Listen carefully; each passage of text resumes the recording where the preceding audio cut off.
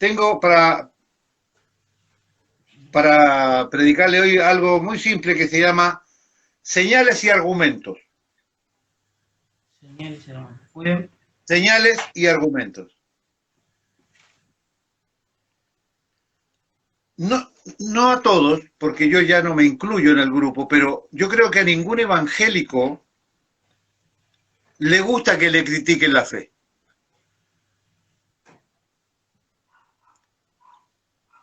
Y a veces cuando el enemigo ve alguna debilidad allí en el conocimiento, o en el carácter, o en el temperamento, por ahí a veces se ensaña el enemigo tratando de matar la fe de alguien.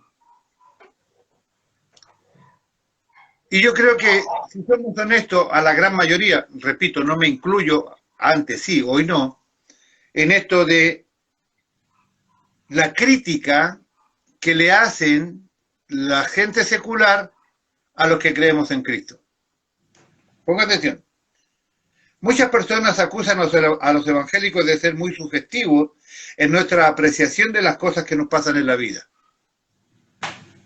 Sí, ustedes todo lo acomodan. Siempre tienen la razón, nunca se equivocan. Ese es el argumento que los seculares nos atribuyen a nosotros los cristianos. Pregunto, ¿usted está de acuerdo con eso? ¿Que somos muy sugestivos con las cosas? ¿Que todo lo acomodamos? No sé si todo lo acomodado, pero sí es molesto a veces que, como si vos no fueras humano, a veces te juzgan y te condenan como si vos fueras un angelito del cielo.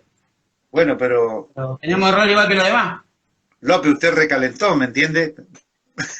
Claro. Sí, por bueno, eso. A mí me molesta, Ponga atención. Repito, muchas personas acusan a los evangélicos de ser muy sugestivos en nuestra apreciación de las cosas que nos pasan en la vida. Pregunto para todos mis hermanos, ¿está usted de acuerdo? Mire.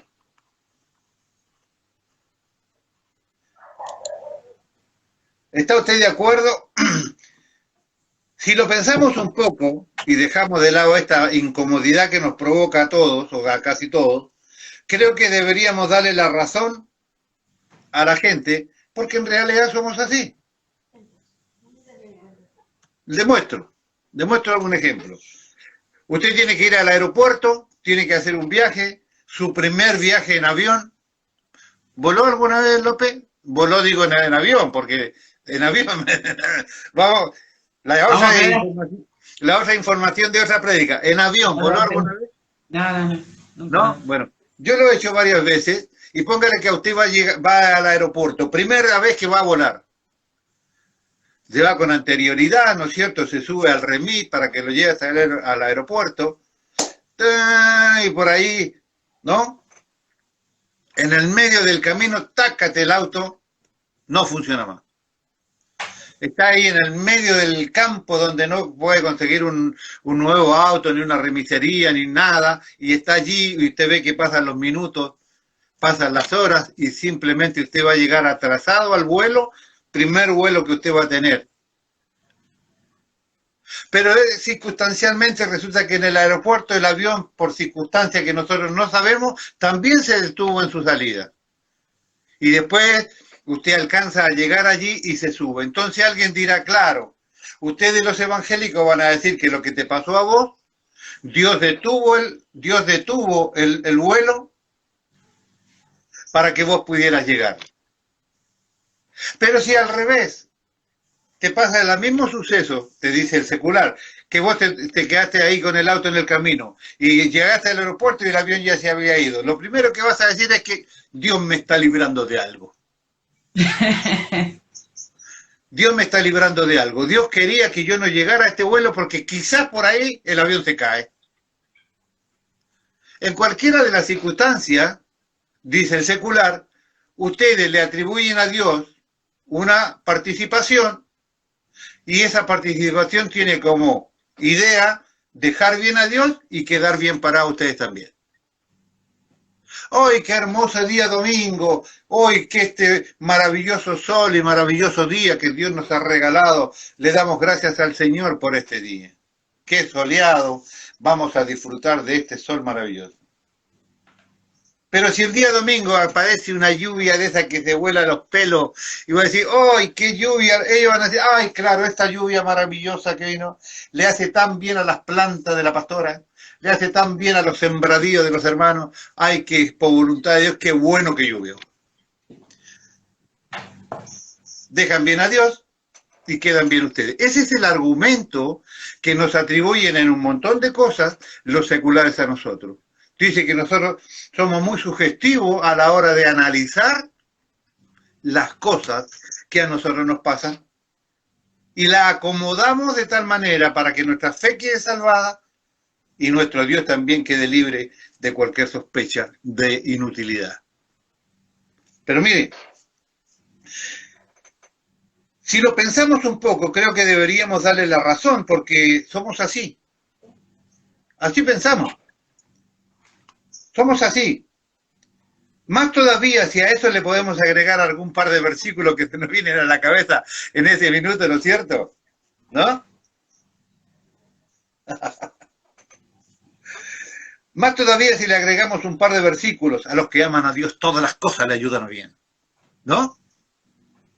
Olvidándonos de que la segunda parte del versículo dice cuando conforme a sus propósitos son llamados, pero eso no, los evangélicos no le dan mucha importancia y es el corazón del versículo, pero no importa. Dicen más todavía si agregamos un par de versículos a ellos. Ellos dicen que siempre acomodamos las cosas para que Dios siempre quede bien y nosotros también. Así somos y qué bueno que seamos así. Date cuenta, López, que la mayoría de las cosas que nos pasan a nuestro entorno, nosotros no tenemos el control. Pénselo. La gran mayoría de las cosas que sucedan a nuestro alrededor, no importa dónde estemos, si estamos en nuestra casa, en el trabajo, en el camino al trabajo o en el regreso a casa, no importa dónde estemos, la gran mayoría de las cosas que nos suceden no están en nuestro control.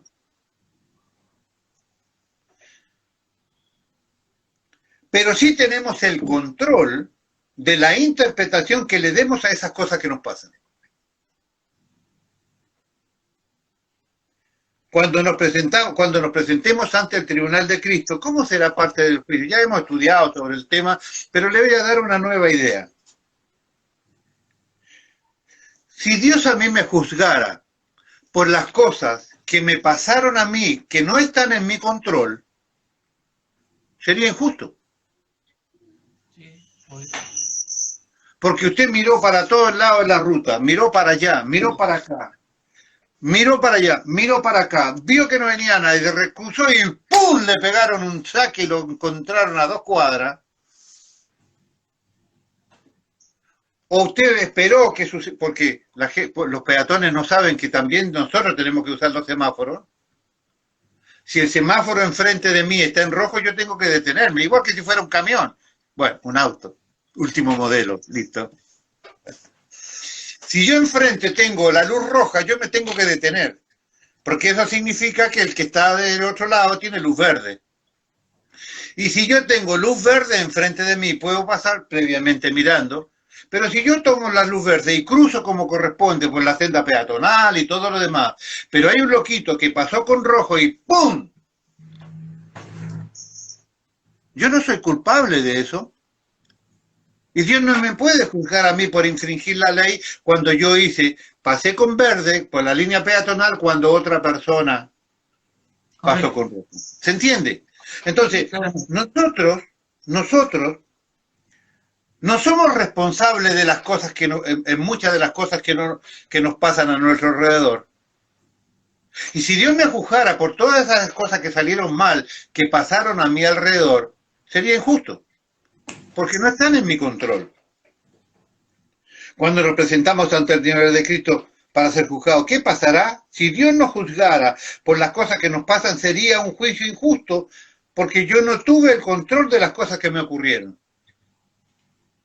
Pero sí me enjuiciará por la lectura y la interpretación que yo le dé a las cosas y cómo reaccione con cada una de ellas. Eso sí está en mi control. ¿Cómo voy a reaccionar y vivir con aquello que me pasó? ¿A quién voy a culpar? ¿Cuál será mi actitud? ¿Será mi actitud agresiva contra el otro? ¿Será mi actitud perdonadora con el otro? ¿Viviré echándole la culpa a todos los demás? ¿O me haré cargo de mi responsabilidad? ¿Cuál será mi actitud? Por eso, que está en mi control y en mis manos, sí, Dios me juzgará. ¿Cómo actúa y funciona la interpretación que le di a esas cosas? Porque yo interpreto la situación de tal manera, tomo una postura con eso, y cómo actúa en función de esa postura que tomo. De eso sí soy responsable. Yo daré cuenta de lo que está bajo mi dominio y mi responsabilidad. De eso sí. De eso sí soy responsable y de eso sí debo dar cuenta. El juicio de Dios, para que sea justo, no juzgará a las personas por lo que vivieron, sino cómo vivieron lo que vivieron. Interesante, ¿eh? El apóstol Pablo lo explica de una manera muy clara, como siempre, dividiendo la humanidad en 3 grupos, y nosotros debemos definir hoy a qué grupo de estos 3 pertenecemos. Vamos a ver, evangélico, no evangélico, secular o no secular, ateo o cristiano, pertenecemos a uno de estos 3 grupos que nosotros vamos a identificar hoy día. Repito, 8 minutos y ya lo dejo libre, López. Toma atención. Vamos a leer en 1 Corintios capítulo 1, versículos 22 al 24. Repito, 1 Corintios capítulo 1, versículos 22 al 24. Por favor, búsquelo porque me interesa que lo vea. Y aunque bonito se oponga, marque la Biblia, porque la Biblia cuando usted se muera va a quedar acá, alguno otro la va a usar. Hoy mira, López marcó acá, esto era importante para López y usted ya va a estar en la gloria, ¿me entiende? Ya. Así que, aunque bonito no quiera, usted marque la Biblia. ¿Listo? Le mandamos un saludo a Diego ahí. Digo, así que, el bonito. El bonito de JRQ. Le mandamos un abrazo a mi amigo. 1 Corintios capítulo 1, versículo 22, leemos. En el nombre del Señor dice, porque los judíos piden señales y los griegos buscan sabiduría, pero nosotros predicamos a Cristo crucificado. Para los judíos ciertamente tropezadero y para los gentiles locura, mas para los llamados, así judíos como griegos, Cristo poder de Dios y sabiduría de Dios. Espectacular. Espectacular. Lo voy a repetir porque es espectacular. Bueno. Porque los judíos piden señales y los griegos buscan sabiduría. Pero nosotros predicamos a Cristo crucificado, para los judíos ciertamente tropezadero y para los gentiles locura, mas para los llamados, así judíos como griegos, Cristo poder de Dios y sabiduría de Dios. Esta división es muy importante por 2 o 3 razones. La primera de ellas es que la da el apóstol Pablo. Nosotros somos, ¿no es cierto?, apostólicos, seguidores de los apóstoles. Se supone que las cosas que el apóstol Pablo declaró para nosotros son importantes, coherentes, ¿no? En las universidades seculares el apóstol Pablo está considerado como el creador del cristianismo. Ya hemos hablado de esto en alguna ocasión. Así que, primer dato importante es que esta división la hace el apóstol Pablo. La otra gran importancia es que está en las Escrituras, está en la Biblia. Correcto. Y nosotros somos, ¿no es cierto?, cristianos, que la palabra de Dios es la regla inamovible, es el pensamiento de Dios claro, puro y perfecto, y es nuestra guía, ¿no es cierto?, nuestro GPS para llegar a la vida eterna, ¿verdad? Así que, si lo del apóstol Pablo y está en la Biblia, para nosotros es inalterable. Correcto. Y nosotros debemos identificarnos con alguna de ellas. Porque no vivimos ni en Saturno, no vivimos ni en Marte, vivimos aquí y la humanidad está dividida en estos 3 grupos y yo se lo voy a demostrar a continuación. Él identifica al primer grupo y lo vamos a identificar como los judíos y las características de que ellos buscan señales. Los judíos buscan señales. Y primero vamos a identificar a los judíos y después nos vamos a dar cuenta que en estas características de los judíos, los busca señales, hay una gama interminable de evangélicos metidos en este rollo y vamos a ver qué tan productivo o qué tan dañino es. Vamos a ver, acá vamos a decir que es una enseñanza del apóstol Pablo que está en la Biblia que para nosotros es inamovible, ¿verdad? Bien. Él identifica, Pablo, al primer grupo y los nombra a los judíos y los caracteriza como los busca señales. ¿Usted conoce algún busca señales? Uf, creo que estamos en los tiempos de los más busca señal ahora. Espérenme un cachito. Pablo dice que los judíos necesitan para creer, que lo que los judíos necesitan para creer es ver señales, ver cosas maravillosas y sobrenaturales. Los judíos, si no ven, no creen. Esto es así de corta. Ellos no han creído porque quizás todavía no han visto lo suficiente de señales de parte de Dios como para creer. Estamos pensando bien, ¿no es cierto? Somos bien pensantes. Ellos son una nación que su historia está llena de estos eventos sobrenaturales. Desde el principio de la formación del pueblo, ellos vieron señales, Dios manifestando señales. Las maravillas de Dios tales como, por ejemplo, las 10 plagas que vinieron sobre los egipcios, ellos fueron testigos oculares de lo que pasó. Por ejemplo, el mar que se abre en dos para que ellos pasen en seco. Una cosa es que sí, ya sabes que se secó el río y resulta que 50 africanos allá pasaron en seco. Esa es una cosa que pasó ahí. Ahora, cuando el río se seca para que usted pase, es una cuestión personalizada que Dios ha hecho para mí. Dios secó por mí, abrió el mar rojo para que yo pase por el medio. Es el argumento de los judíos. Y es cierto. Es más importante el milagro cuando me involucra a mí que cuando involucró a otro. O me enteré que 50 africanos cruzaron un río en seco. Bueno, sí pasó allá en África. Pero si me involucro, yo soy uno de los 50 africanos que pasó por allí, sería interesante o más interesante que solamente fuera una información. Por ejemplo, el mar se abre en dos para que ellos pasen en seco.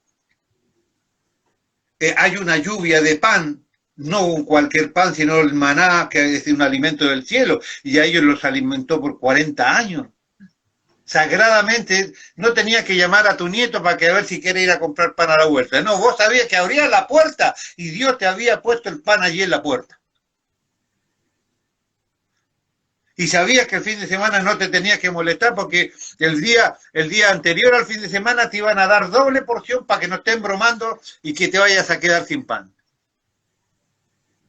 Claro, los muchachos, maná a la mañana, maná con mate, sopa de maná, tostada de maná, anoche sopa de maná a la noche, maná con huevo, maná con tomate, o sea, maná, ¿me entiendes? En vez de maná después decían pará, porque ya era tanto el maná, ¿no es cierto? Pero sin embargo vieron durante 40 años esa gran maravilla de Dios. Otra, de una roca sale agua bebible para que se sacie todo el pueblo y todos los animales que ellos tenían. O sea, no sale de todas las rocas que usted ve agua. Esta era una roca muy especial y, mire, tengo 3 estudios para dar después del que terminemos, hermano, me quedé ayer. ¿Sabe a qué hora terminé con esto? No. A las 4 de la mañana. ¿Sabe por qué? Porque durante todo el día me quedé tan prendido de los estudios que estoy separando para poder presentárselo, que eran como las 12, no sé, la 1, me puse recién con la prédica de hoy. Espectacular. ¿Quiere un título? Este es todo un paréntesis. Por ejemplo, los 7 espíritus de Dios. ¿Qué tema ese? Sí. Por ejemplo, diseños divinos de Dios. La Biblia a través de diseños divinos, una Biblia completamente distinta para leer, no otra Biblia, sino una visión más amplia de la Biblia nuestra, que a veces nosotros somos descuartizadores de la Biblia, ¿sabía usted?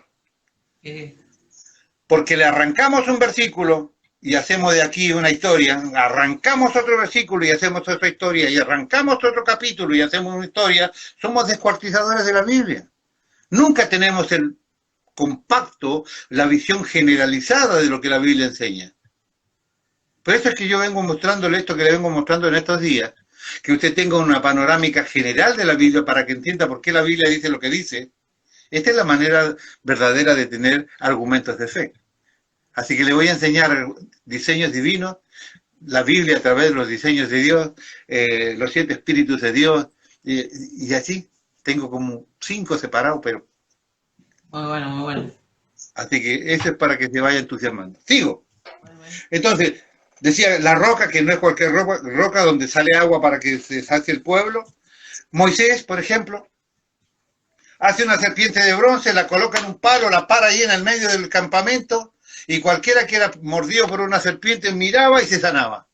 Sí.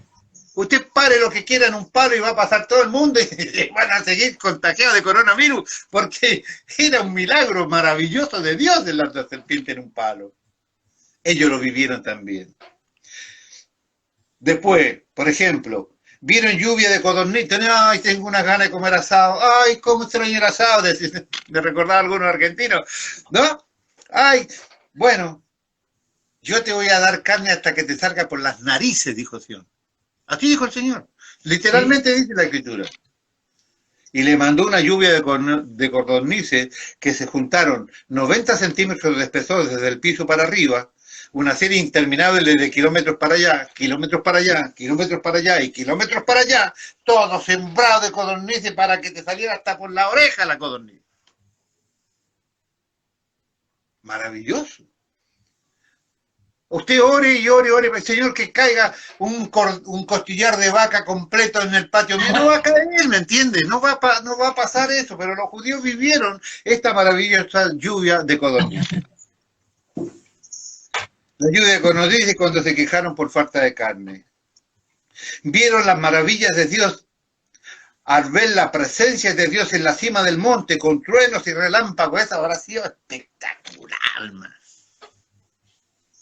Saber que en ese monte, ahí arriba, está la presencia de Dios y hay una cosa que parece que el mundo se viene abajo. Maravilloso. Ellos lo vivieron también. Ellos se acostumbraron a ver este tipo de manifestaciones. Ellos todavía quieren eso, porque para ellos Elías, el profeta Elías, es el típico siervo de Dios y el que ellos quieren, que se caracteriza por la manifestación y por las señales. El tipo oró y no llovió 3 años. Volvió a orar y volvió a llover. Se burlaba de sus enemigos, oró y vino fuego del cielo, consumió el holocausto, la roca, el agua, la leña, hizo el pozo en la tierra. Ese es el predilecto modelo de siervo de Dios que los judíos pretenden. Por eso Pablo dice que el primer grupo son los judíos que se mueven solamente en torno de lo sobrenatural. Ahora, este tipo de enfoque vale la pena ser revisado, porque hoy son muchas las personas que viven como los judíos esperando solo algo sobrenatural. Hay grandes ministerios, creo que escribí por acá está, grandes ministerios se mueven en esta línea de la voluntad de Dios. Creen que la voluntad de Dios está exclusivamente en que yo tengo que sentir algo. No me voy de la iglesia porque acá no siento nada. Ya. Hubiera avisado, lo éramos así disimuladamente puesto un cable de 220 ¡ping! Para que sienta un golpecito de corriente, y no. O lo hubiéramos agarrado a la cabeza como algunos que yo conozco, y lo empujas y hasta atrás cuando ya no pueda mantener el equilibrio y ¡ya! Cayó el hermano. ¿No? Grandes ministerios se mueven con esta idea que esta es la exclusiva voluntad de Dios. Tengo que sentir algo. En la Biblia también estos son llamados los sensuales por el apóstol Pablo. Porque el concepto de la sensualidad está mal entendida por estas generaciones. ¡Ay, qué sensual que soy! No, hermano, sensual es de que alguien que vive solamente por lo que siente.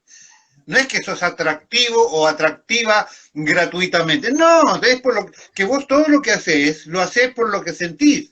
Eso es un sensual. Sensual de lo que siente. No de que eres el galán de América, el rompecorazones, el arremanga. No, no. No es que todo el mundo pasa vos y se derrite como un helado en verano. No, no es así. ¿Cuáles son aquellos que todo lo hacen por lo que sienten simplemente? O sea, carne pura, un bife con el hueso de, ¿no? Con el bife ancho, ¿me entiendes? O sea, pedazo de churrasco interesante. Grandes ministerios se mueven en esta idea de que esta es la voluntad de Dios. En la Biblia también son llamados los sensuales. Pero esto no es garantía para poder creer. ¿Cómo no? No, esto no es garantía para poder creer. Porque, ¿quién vio más maravillas de Dios en primer plano, primera línea del cine, ¿no? Que el faraón de Egipto. El libro de Éxodo muestra que el faraón vio las maravillas de Dios de una manera personal, gráfica y continua. Terminaba un proceso y enseguida comenzaba el siguiente. Mire, tomé yo el trabajito de buscar las plagas. La primera de los milagros, la conversión del agua en sangre. ¿Se recuerda? Bueno, a lo mejor los hermanos no leyeron en la Biblia, pero vieron la película. ¿No? ¿Se acuerdan cuando Moisés pone las patitas a los tobillos ahí en el agua y toca con el palo mágico ese que tenía, ¿no? ¡Plá! Con la vara unción esa que tenía, ¿se acuerdan? Se convirtió todo el agua en sangre. Todo el agua, lo que salía por los vertederos, el agua para beber, el agua que tenía en los floreros, todo se convirtió con agua en sangre. Sorprendido, claro, no quería ser menos. Llamó a sus adivinos y a sus brujos y ya sabemos lo que pasó. ¿No? Ají molido de ese morrón seco y molido, un poquito allí, un poquito de témpera, ¿no? Un poquito de... No, mire señor, ya se hizo agua también como tipo sangre.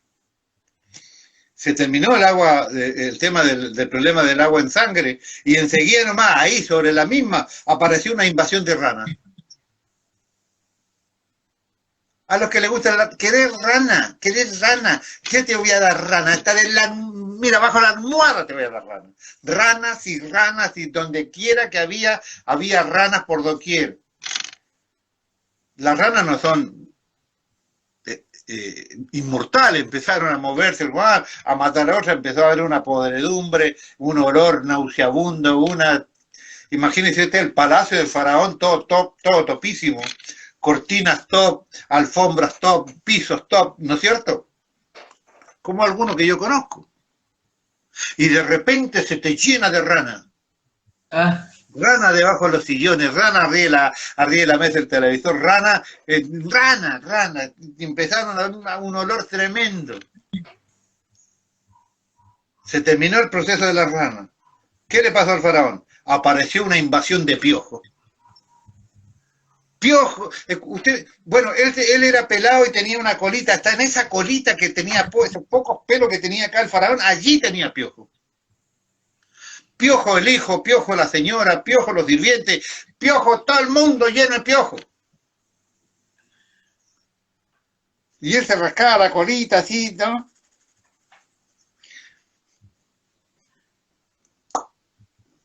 ¿No? No voy a hacer como si algún vecino mío. No, sí, no, sí.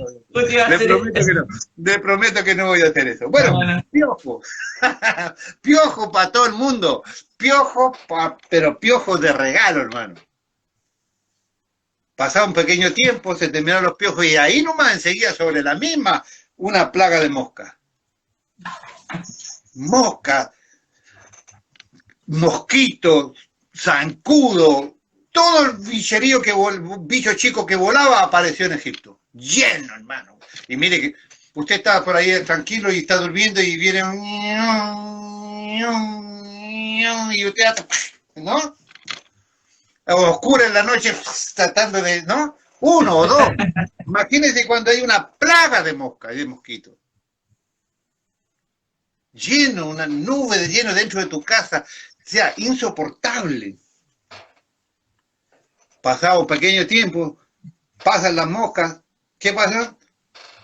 Peste en el ganado. Empezaron las úlceras con los ganados y un desastre tremenda la economía del país.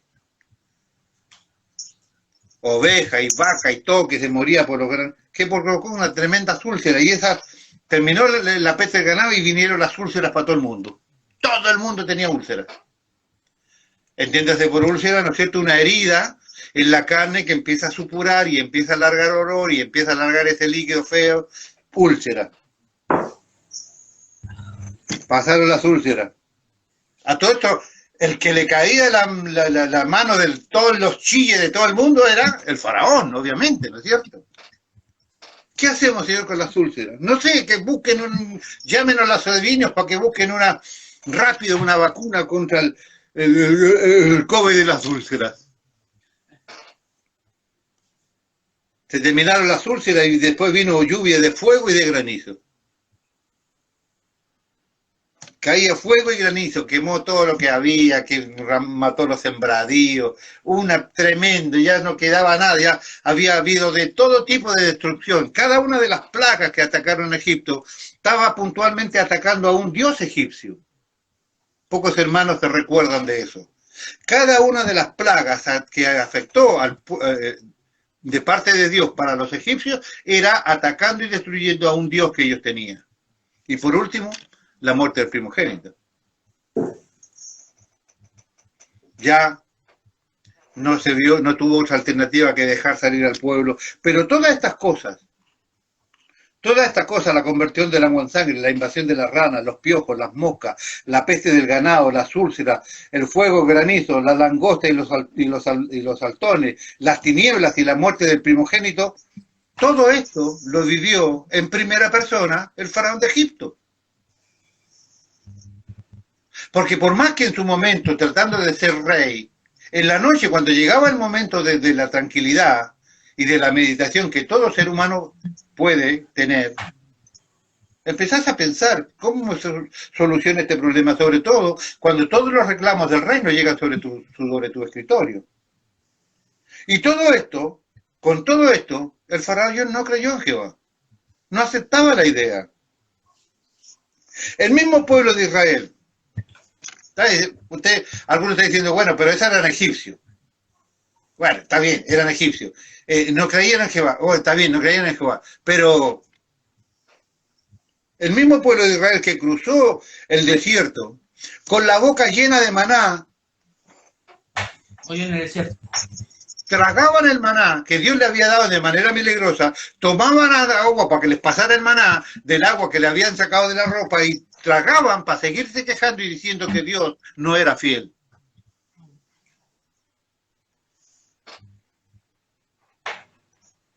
A mí me duran mucho las cosas, pero no tengo zapatos de hace 40 años.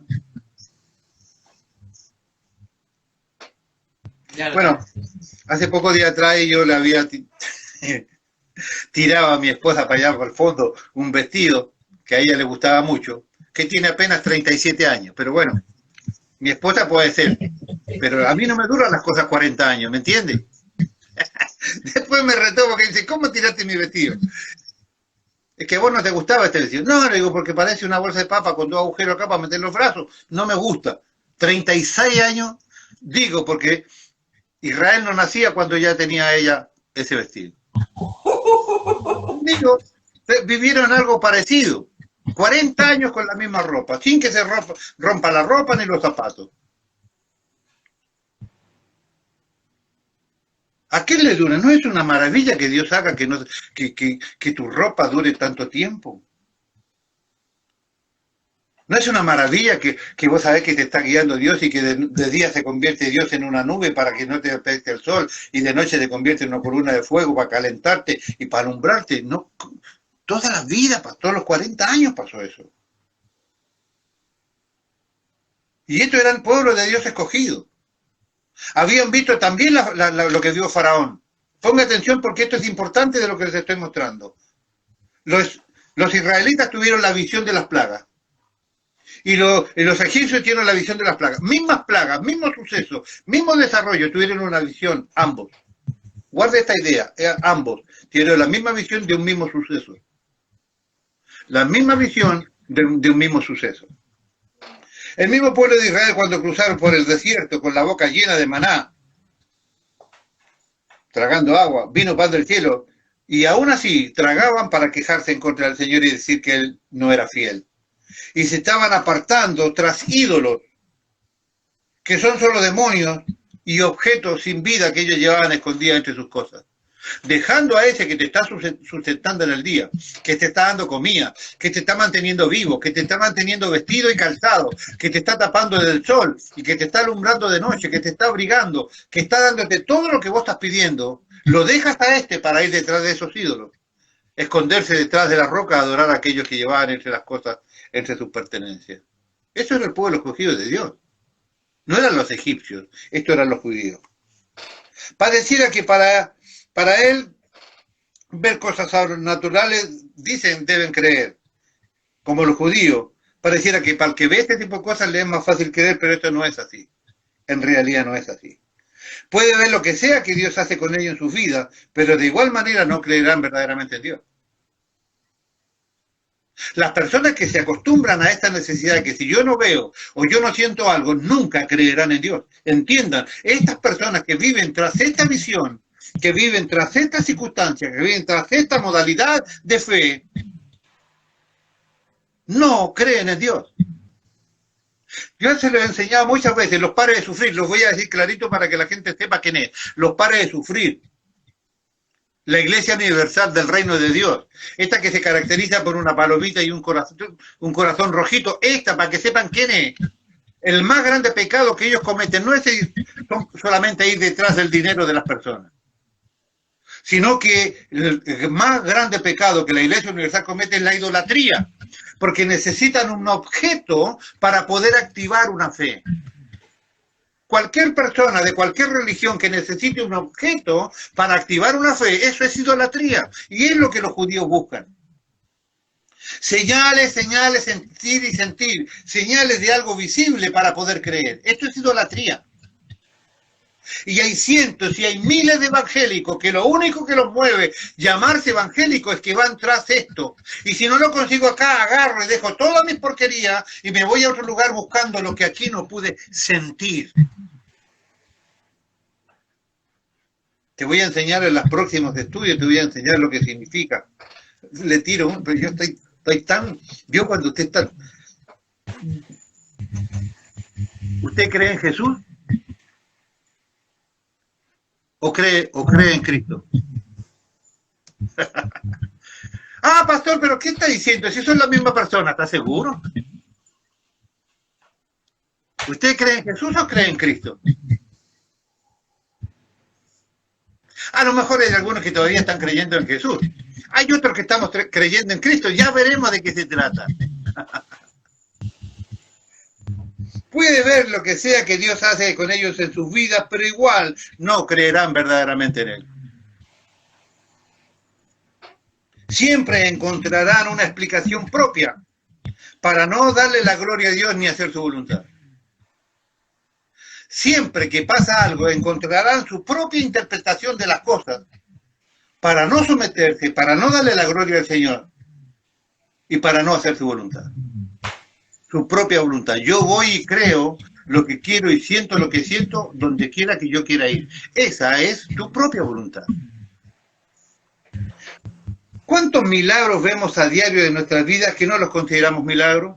Yo hace un tiempo atrás le había enseñado lo que era un verdadero milagro. Para un evangélico moderno, milagro es un acto instantáneo, sobrenatural, que pasa en el momento adecuado. Pero hay una serie interminable de milagros que nosotros no los consideramos milagros, ni le damos gloria a Dios por ese milagro. Como por ejemplo, tener vida hoy. No sé cuál es el número que hoy habrá de muertes por COVID en la Argentina, pero estamos alrededor de los 800 por día. Llevamos 90.000 personas solamente por COVID muerto en Argentina. 90.000. Se muere gente conocida, gente amada, gente buena. Sin contar los cancerosos, sin contar los homicidios, sin contar los femicidios, sin contar los asaltos, sin contar nada. La gente se muere todos los días en el mundo entero.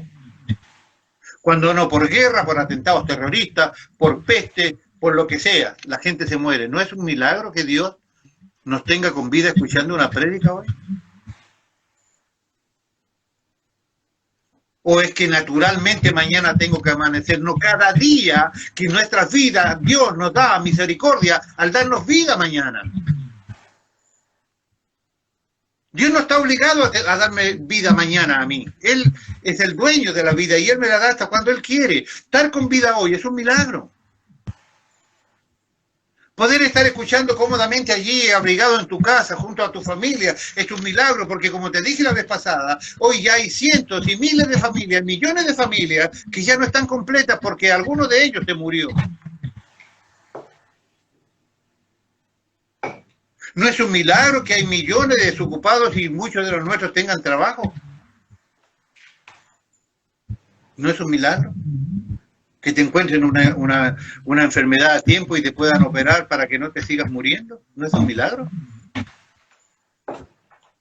Pero nosotros queremos otro tipo de cosas. Queremos ver que se mueva alguna ventana, que salga humo de algún lado, que venga alguno y me escupa un poco. No sé lo que buscamos.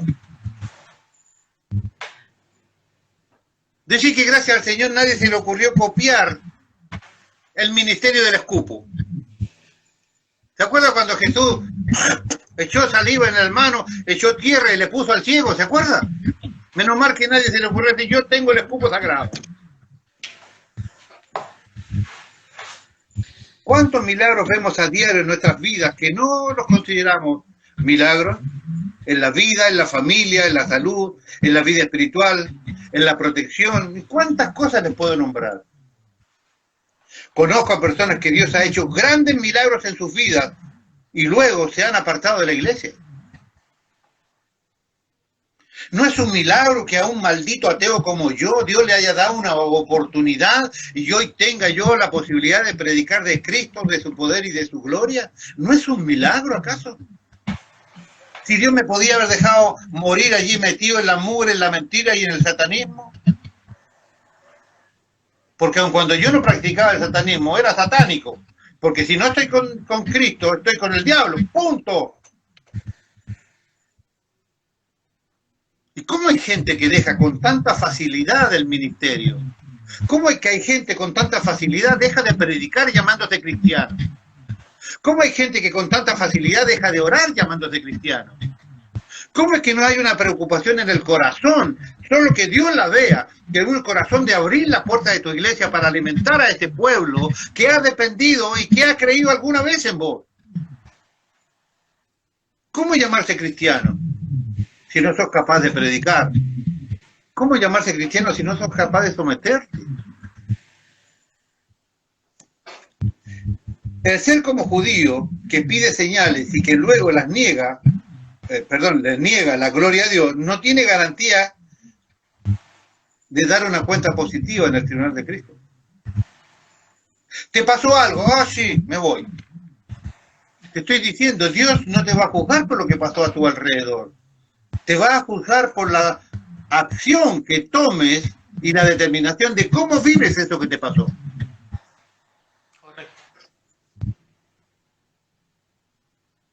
No, es que el pastor te dejó el pelo largo. Escúcheme, hay gente que, mira, te tenía tan maravillosos proyectos Dios con ellos, que uno a veces no sufre por la persona que se fue, sino porque ese instrumento de Dios no dará en otro, porque entienda, es cierto que el don y el llamamiento de Dios son irrevocables, claro, la palabra lo dice, sí. Pero si a usted, López, Dios lo capacitó para que usted enseñe en Jesús Rey de Gloria, usted tendrá que hacerlo aquí porque esa es la voluntad de Dios. Correcto. Y no es que usted después va a ir al centro cultural o a Comadres por la Vida y va a enseñar allí como, sí puede hacerlo, pero con la gracia, con la unción, con la revelación del Espíritu Santo, no creo, porque la voluntad de Dios es clara y perfecta. Usted tiene que hacerlo donde Él quiere, porque la palabra dice en 1 Corintios que Él nos ha plantado donde Él ha querido, no donde a nosotros se nos ocurra. ¿Qué cuenta le presentarás delante del tribunal de Cristo cuando llegues allá y... ¿De qué iglesia son? De la número 7, pero si yo te planteé la número 14. Ah, no, pero es que el pastor se dejaba el pelo largo y a mí no me gustaba, así que yo me fui a la 7. ¿Qué cuenta puede dar aquel hermano? Si mi plan era que vos trabajaras en la 14, no en la 7. El ministerio desarrollado para vos está en la 14, no en la 7. Ser como judío que pide señales y que luego le niega la gloria a Dios no tiene garantía que dará una cuenta positiva en la presencia de nuestro Dios en el día del juicio. Podría seguir, pero ese es el primer grupo. El segundo grupo, los griegos. Escúcheme bien usted, López. Escúcheme, López. El segundo grupo, los griegos. El tema de ellos es la filosofía.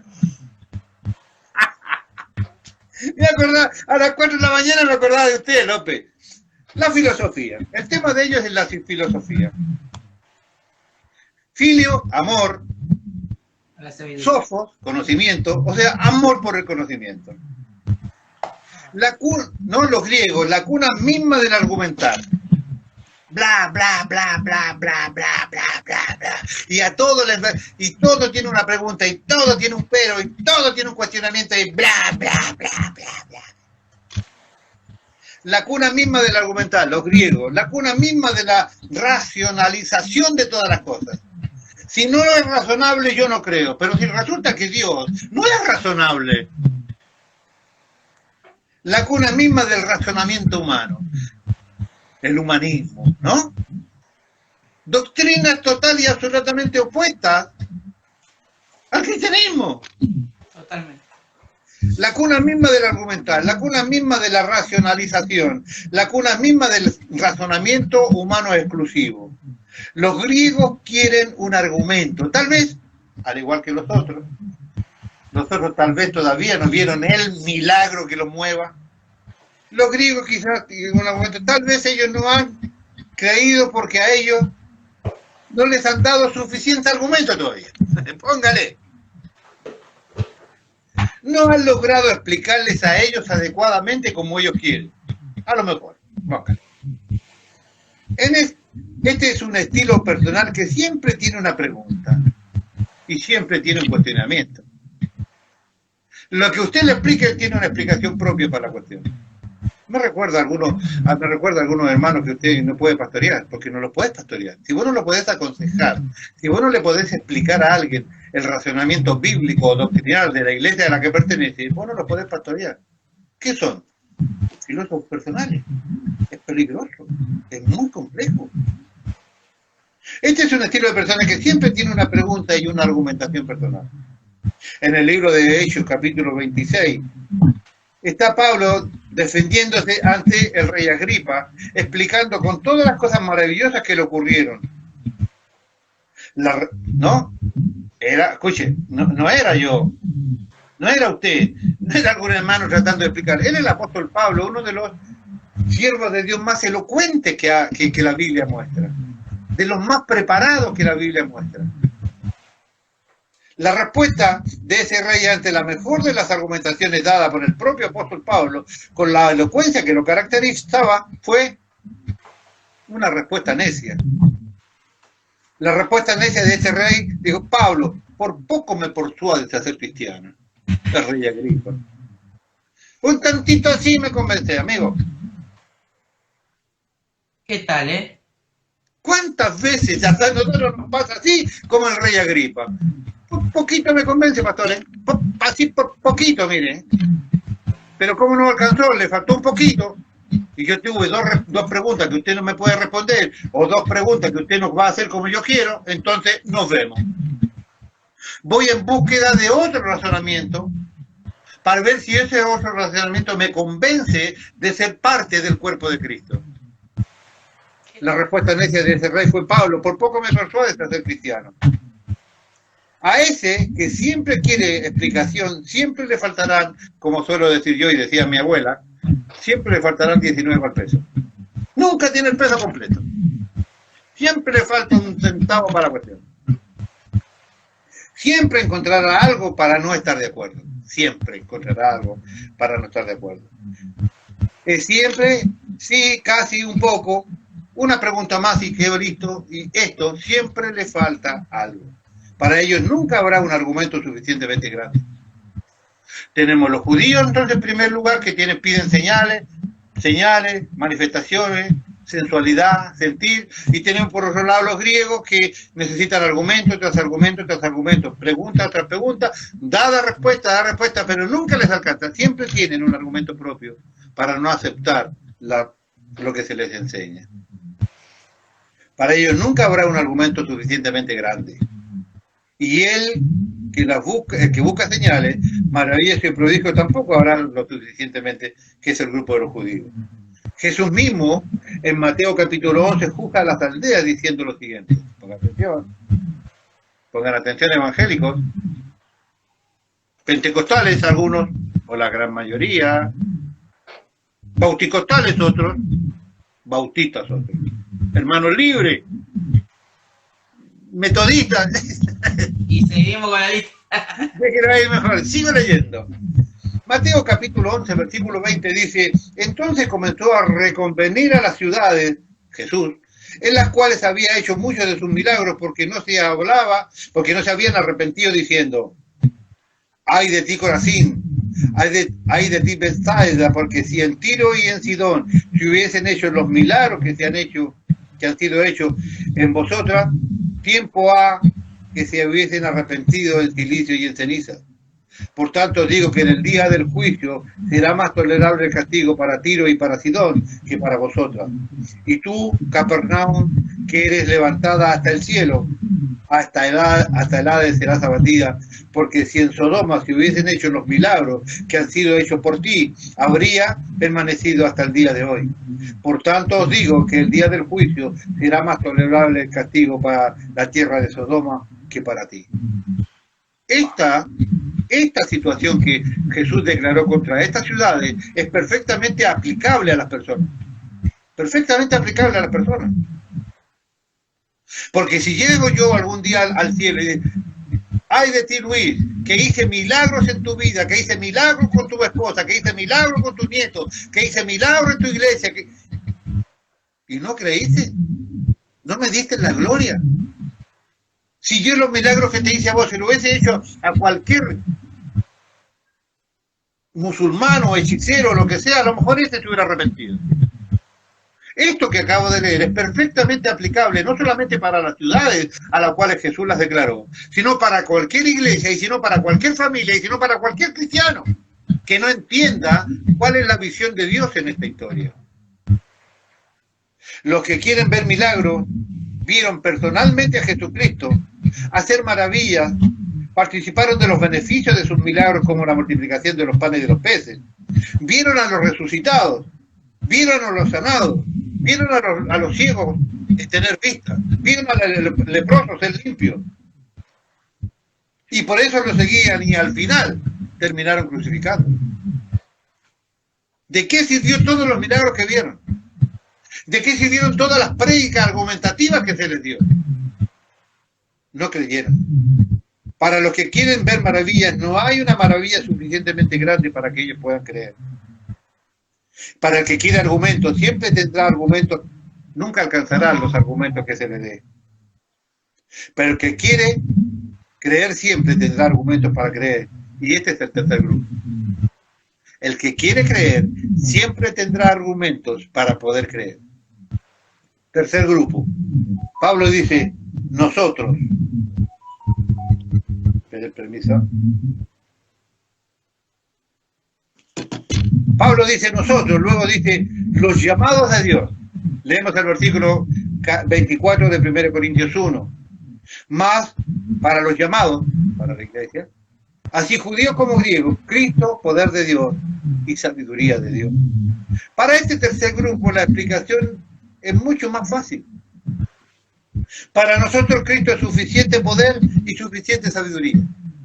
Para nosotros Cristo es suficiente poder, suficientes señales y suficiente argumentación.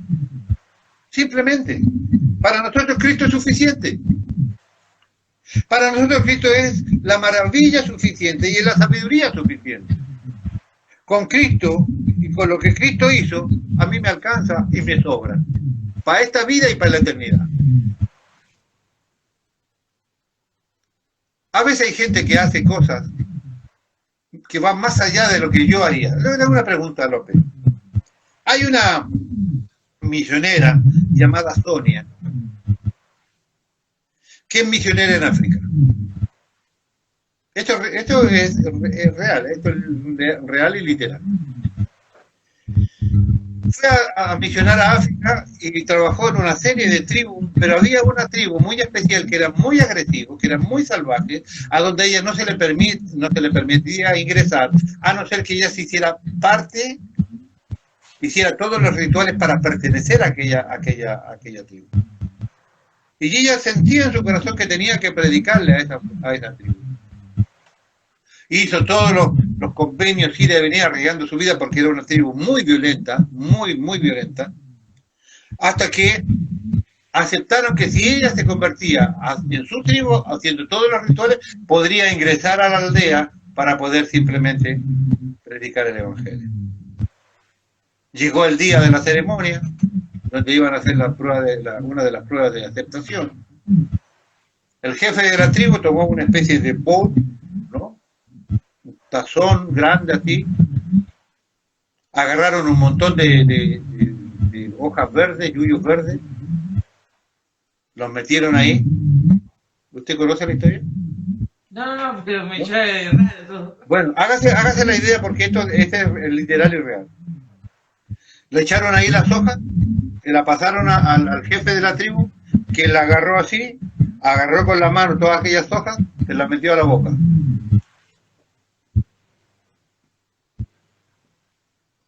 Las mascó bien, después agarró el tazón y la escupió allí. Después ustedes imagínense, la tribu en África, cero dentrífico, cero cepillo de dientes, usted me va entendiendo. Hágase esta idea porque esto es real. Agarra ese tazón con las hojas y se la pasa al primero de sus grandes guerreros, a su derecha. El primero de sus grandes guerreros toma el tazón, mete la mano al tazón, agarra todas esas hojas que había escupido allí con su saliva el jefe, se la pone en su boca, la escupe allí con su propia saliva.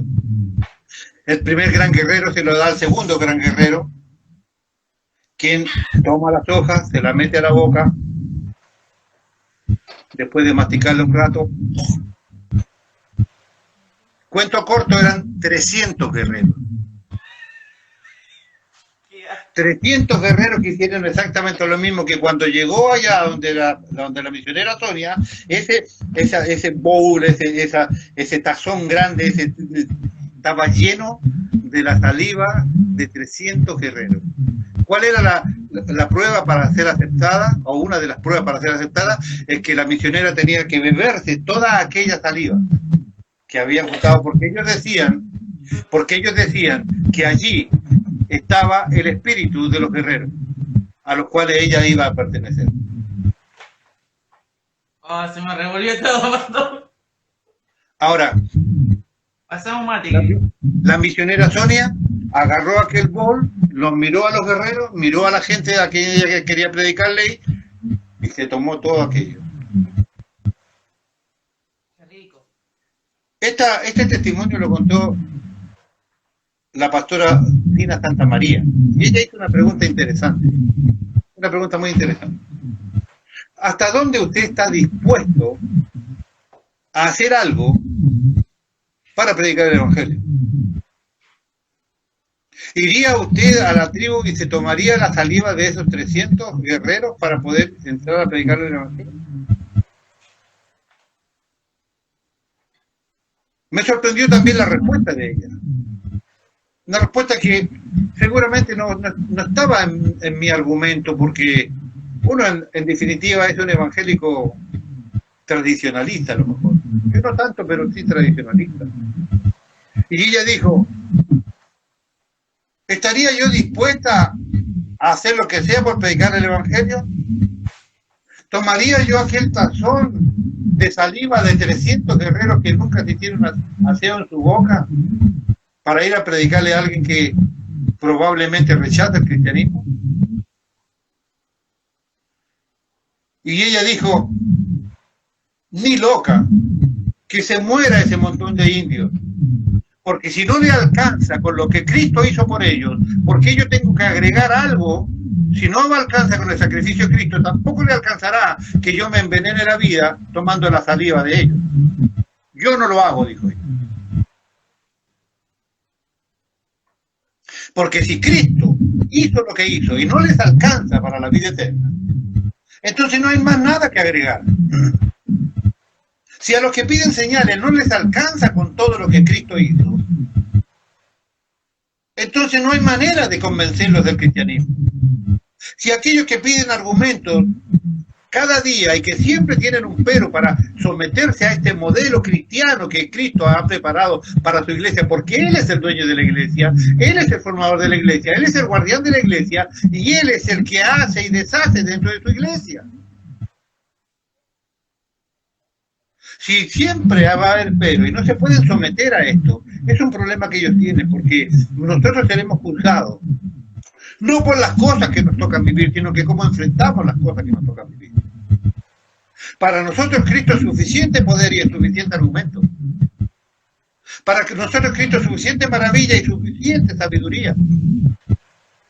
Yo deliberadamente y de manera voluntaria determino creer lo que la Biblia dice.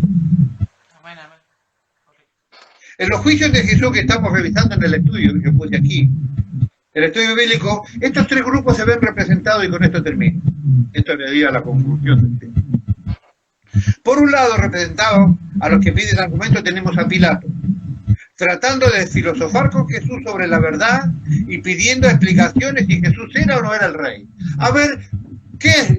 Yo vengo aquí en representación de la verdad. A ver, explícame qué es la verdad. Analicemos lo que es la verdad. ¿Eres tú? Filósofo. Burro. Tuviste al Rey de Reyes delante de ti y preferiste agradar a esos mal agradecidos que te odiaban y que vos odiabas. Odiabas a los judíos y los judíos te odiaban a vos y preferiste eso antes de darle la libertad que el Rey de Reyes se merecía. Inteligente no fue. Si no fue inteligente es un burro.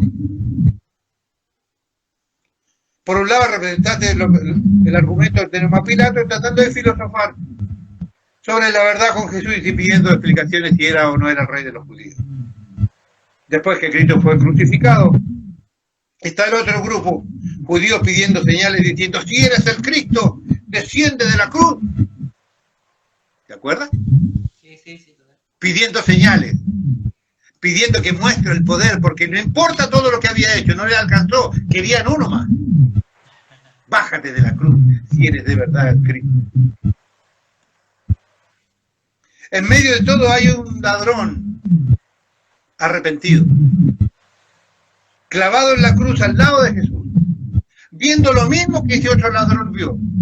Porque Jesús en el medio, un ladrón aquí y un ladrón allá. No es que de acá tenía Jesús todo bien peinado, perfumado, elegante, y Dios estaba viendo todo sangrado, todo roto de acá. No, tenía la misma visión. La misma visión. Estaban viendo la misma secuencia, la misma situación. Como le dije, por eso le dije delante, guarde la idea de los judíos viendo las plagas. La misma visión, mismas plagas, mismo suceso, mismo lugar geográfico. Uno tuvo una manifestación y una aceptación de la cuestión, y los otros tuvieron otra. Acá es exactamente lo mismo. Un ladrón teniendo una visión, la misma visión que tenía el otro. Sin embargo, el ladrón no arrepentido filosofó sobre el tema y dijo, yo sé que este tiene poder y hace milagros, porque yo no voy a hacer milagros. Si yo lo provoco, lo incito a que se levante de la cruz, se baje de la cruz y me va a bajarse él de la cruz y también me va a bajar a mí. Siempre el que busca una señal anda en búsqueda de que esa señal me bendiga a mí. No me importa a nosotros, me bendiga a mí. Esa es la búsqueda de las señales. Siempre que pasa algo, quiero que esa señal me afecte a mí. Por eso la busco. Por eso me interesa. No me alcanza con que me den una respuesta o no me alcanza con creer a la distancia. No, yo quiero que esa señal que le demando a este me bendiga a mí. Y ese dijo, si yo logro incitarlo a este que se baje de la cruz, porque sé que tiene poder para él, se baja él y me baja a mí también. Sobre la misma situación, el otro ladrón dijo, Yo sé que este tiene poder. Yo lo he visto hacer milagros.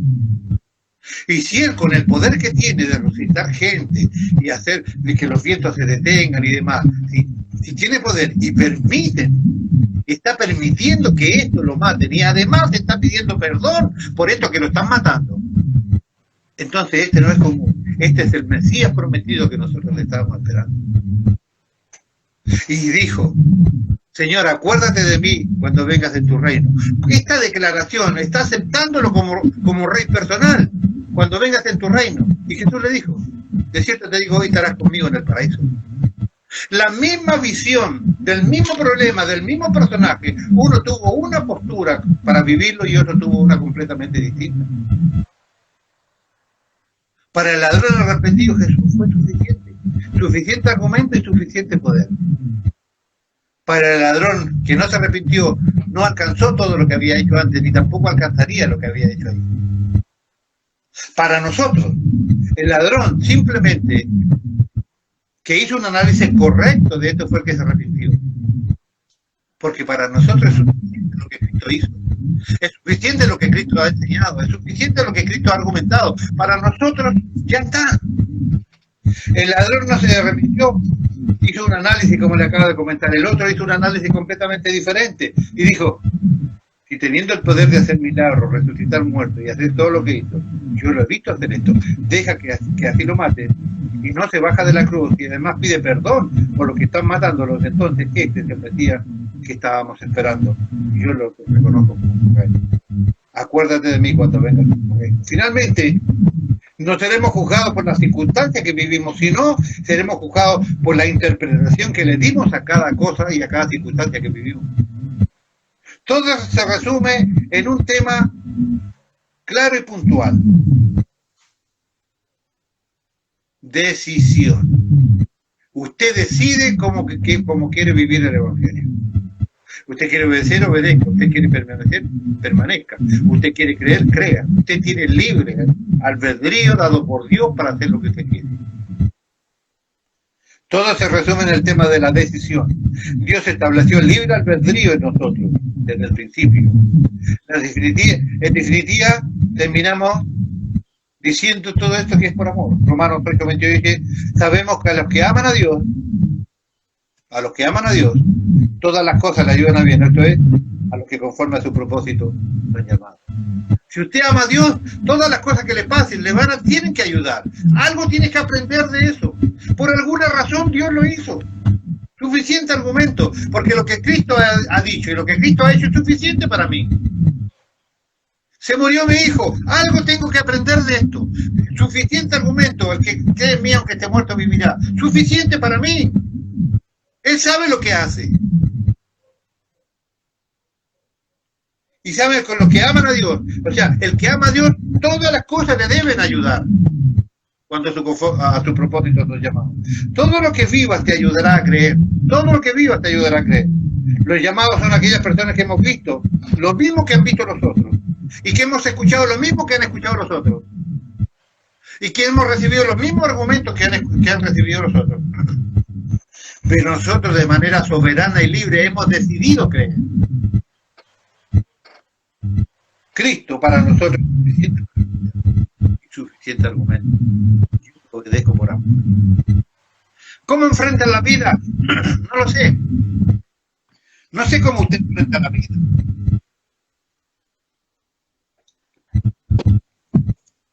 Yo no sé cómo usted ve el Evangelio. Yo no sé si a usted le afecta que la gente lo critique porque usted todo lo acomoda. O usted es un eterno que está en búsqueda de señales y todavía no encuentra su lugar. O usted todavía no encuentra a Cristo. Porque si usted anda en búsqueda de señales es porque usted todavía no lo encontró. Todavía no lo reconoció como su Dios. Ponga atención. Todavía, si usted anda en búsqueda de que este me dé una señal y que yo necesito sentir algo para asegurar si creo o no creo, es que usted todavía no lo encontró. Y si usted está más argumentos, es porque el argumento que le dio todavía usted no lo convenció. O sea, en ambos sectores, en ambas puntas, esas personas no han creído verdaderamente en Dios. Por eso el versículo termina diciendo a los llamados, a nosotros, Cristo, suficiente sabiduría, suficiente poder. Para nosotros es suficiente.